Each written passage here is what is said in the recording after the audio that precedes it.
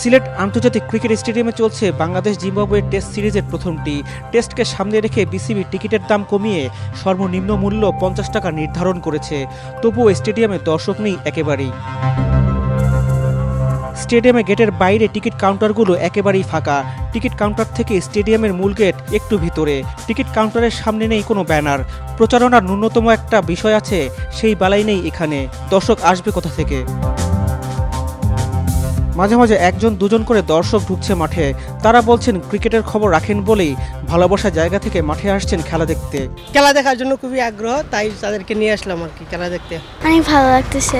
এর আগে কখনো স্টেডিয়ামে এসে খেলা দেখেছো? নো।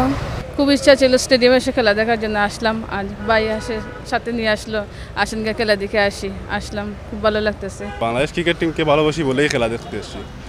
400 টাকা করে 3টে টিকিট নিলাম, মানে অনেক এক্সপেন্সিভ টিকিট, তারপরেও নিলাম টিমকে ভালোবাসি বলেই। এমনিতে সিলেট আন্তর্জাতিক স্টেডিয়ামে ম্যাচ হয় কম। রঙিন পোশাকের খেলায় দর্শকরা আসে টাইগারদের পারফরমেন্সের কারণে।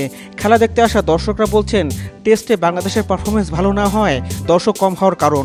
অস্ট্রেলিয়াতে খেলা হলে, টেস্ট খেলা হলে অনেক দর্শক থাকে, কিন্তু বাংলাদেশের টেস্ট খেলা হলে দেখা যায় যে দর্শক একেবারে কম। এটা অনেক দুঃখজনক। জিম্বাবুয়ের সাথে বাংলাদেশের সবসময় ভালোই খেলে, এই জন্যই আর কি আসা। দেখেন না, এই জন্য 700 টাকা করে টিকিট কিনছি, তারপরে আসছে আর কি। পারফরমেন্সটা আসলে যে পজিশন, পারফরমেন্স খুব খারাপ। এই কারণে এই লোক আসলে কম, কারণ বাংলাদেশের প্রতি যে একটা মানুষের টান ছিল যে বাংলাদেশ ম্যাচ জিতবে, এরকম প্রত্যাশা করা যাচ্ছে না। যেহেতু বাংলাদেশ টেস্টে ভালো করতে পারে না, তাই দর্শক কম হয়। প্রতিপক্ষ আর পারফরমেন্স যেমনই হোক না কেন, সিলেট আন্তর্জাতিক স্টেডিয়ামে ম্যাচ কম হওয়ায় প্রচারণার অভাবটা পরিলক্ষিত হচ্ছে, সেটা তো অস্বীকার করার উপায় নেই। রিফাত আঞ্জুম, দেশ টিভি, সিলেট।